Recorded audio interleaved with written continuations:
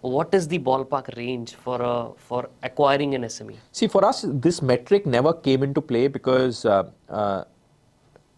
if you acquire a SME,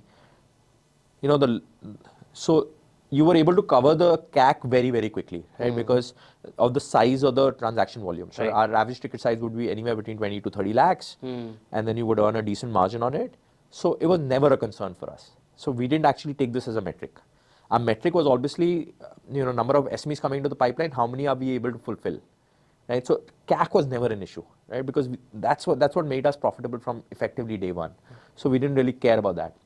CAC is very, very important in, let's say, consumer businesses, right? Where you're spending a lot of money on digital marketing, acquiring those customers, and then ultimately, seeing how many customers convert into transacting customers. For us, it was never a question. It was never a major pain point. Right. And I'm sure your retention is anyways going to be very high. Retention is obviously high because, those who stick with us, credit is the hook, and then obviously you get cheaper raw material from us. So yeah, retention is pretty decent for us. It's just a matter of acquiring them once. Absolutely, yeah. Yeah. Amazing. So it was never a pain point for us. Amazing. Third, आपका जो product है, that is BidAssist, right? Yeah. What is BidAssist? So typically, if you are a infrastructure contractor, you would be building roads, rails, bridges across India. So naturally, you would be bidding for those projects, right? Now, how would you bid for the projects? You would go to government websites, or you would read newspaper articles, and you would figure out which projects to bid for. Right? So you would have a team which would be looking across websites, newspaper articles, magazines, and so on and so forth, figuring out where to bid.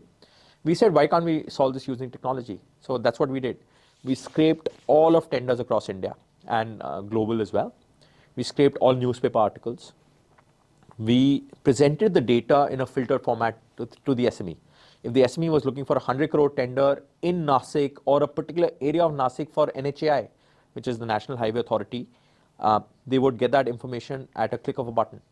Right? Again, through artificial intelligence, we would be able to figure out what the customer is looking for and push that particular relevant information to the customer as well.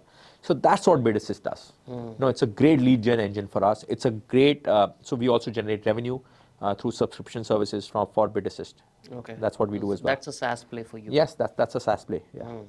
But बहुत सारे tender वाले platforms पहले भी थे. What exactly was the main hook point that you were able to get out of it? So there were 2 or 3 major hook points. One, the other tender platforms were not using technology as much as we were using, right? So the cost of acquiring the information was also low. Absolutely, very, very low. They were using 60 people to sift through tenders. We did this with 2 people. Right. And imagine 60 versus 2. Yeah. So the cost was much, much lower. So we were able to generate a lot more information, quality information, and a larger amount of information, and at scale, of course. That was one. The second hook was we were able to fulfill the demand of the customer as well. Correct. Right. So if they actually won the bid, yeah, we would able to supply the raw material. So we knew exactly what stage of the tender they were in. So if they acquired a tender, let's say in November 2021, we knew in August 2022 what stage of the project they were in. So we were able to pitch that relevant product to them. Right. So that was another sort of benefit that the customers also got and we also got through that particular platform. So your BidAssist became जैसे बोला जाता है ना freemium होता है SaaS में. Yeah. Right. So freemium model में वो hook बना, and then those infrastructure projects that the companies or businesses exactly, and we were able to supply to them. So it became a great lead gen engine for us. Correct. Any other areas that you're thinking of similar products? Yeah, so the content generation that we talked about. So we are generating content across 500 odd raw materials, and again through AI and artificial intelligence and multilingual. So that's and we want the small SMEs, the larger SMEs, as well as large companies to be at par with the information that they have to make an informed choice of when to purchase, how to purchase, and so on and so forth. So we've created that platform, and we are using technology, and we are the only company really using AI in this particular space, right? No other company is focusing on AI as much as we are. So that's something that is quite